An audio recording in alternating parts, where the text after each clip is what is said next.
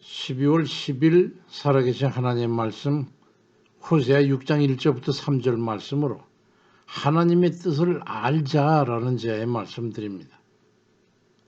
사람을 알기 위해서는 그 사람의 의도를 알아야 합니다. 호세아 6장 1절 2절에 여호와께서 우리를 찢으셨으나 도로 낫게 하실 것이고 우리를 치셨으나 싸매어 주실 것입니다. 여호와께서 이틀 우리를 살리시며 셋째 날에 우리를 일으키시리니 오라 우리가 여호와께로 돌아가자 우리가 그 앞에서 살리라 말씀합니다. 이 말씀을 풀어보면 이런 겁니다.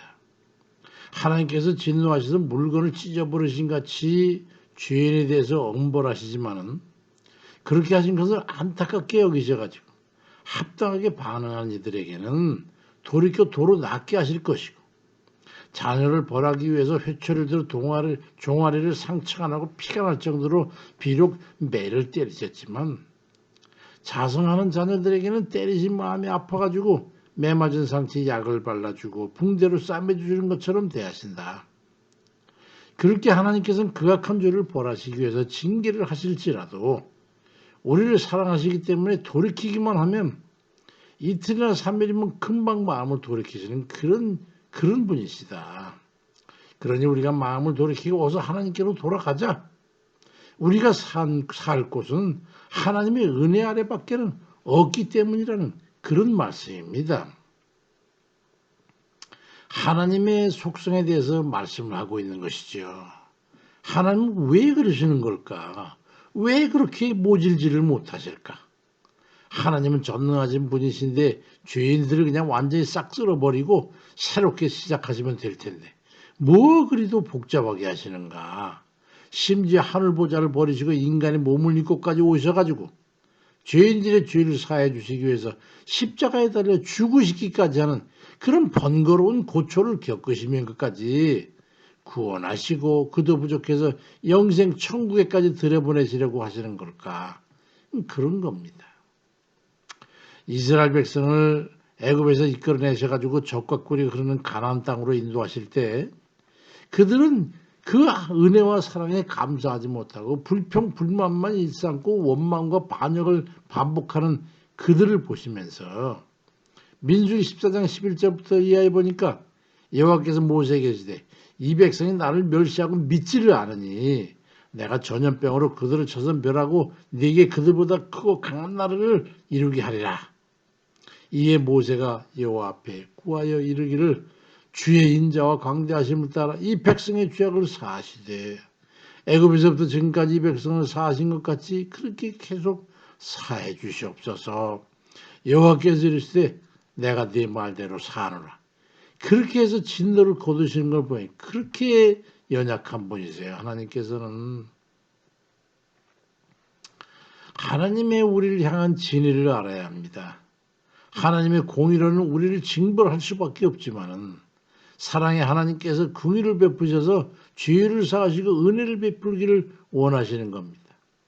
우리 하나님의 공의와 은혜를 깨달아야 합니다.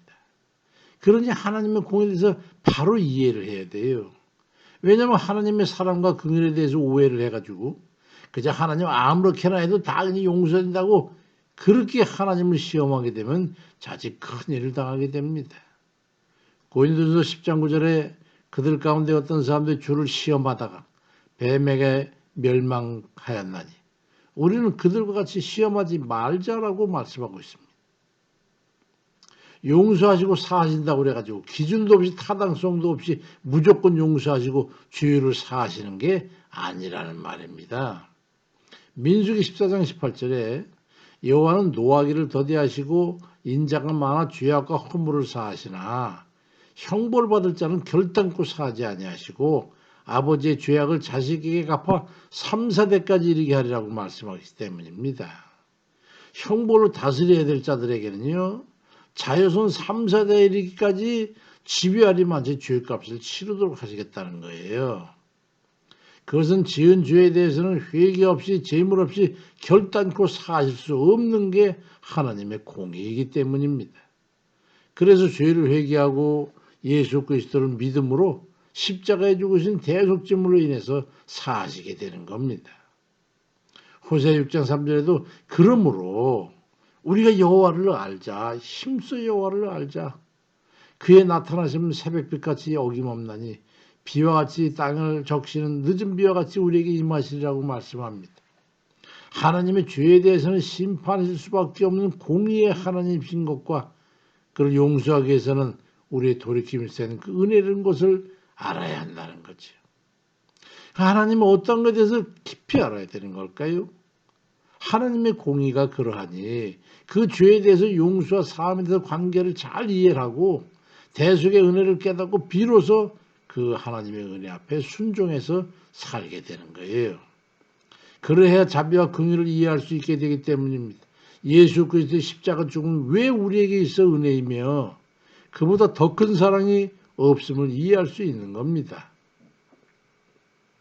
주의 정함과 은혜를 로마서 6장 23절에 주의 삭은 사망이고 하나님의 연세는 그리스도 예수 우리 주 안에 있는 영생이라고 말씀합니다. 사람이 죄를 짓게 됨으로써 사망의 권세 아래에 놓이게 되는 것이 하나님의 공의라면 그 공의의 값을 지불하기 위해서 하나님이 인간의 육신을 입고 오셔가지고 십자가에 달리서 사람으로서 대신 죽음을 통해 죄의 값을 대신 지불해 주심으로 죄의 문제를 해결하신 게 은혜인 겁니다. 인간 본위의 생각으로는 상상도 할 수 없는 그 사랑으로 죄에서 구원해 주신 것을 깨닫게 되는 거예요. 그래서 하나님의 사랑을 깨닫는 이들은 그 은혜를 쫓아 나아갈 수밖에 없습니다. 하나님의 뜻을 알고 그 부르심에 응하여 나아가시기 바랍니다. 사랑하는 그의 자녀들에게 주신 징계를 얼른 깨닫고 죄에서는 단호하게 떠나고 하나님의 은혜는 간절히 사모하는 마음을 품고 전심으로 나아가므로 은혜를 받아 자유함과 평안을 누리고 그로 인해서 무엇이든지 주께 구하는 것을 다 받아 풍성한 체험을 잊고 누리는 그런 이들 다 되시길 주의 이름으로 축원드립니다. 아멘입니다.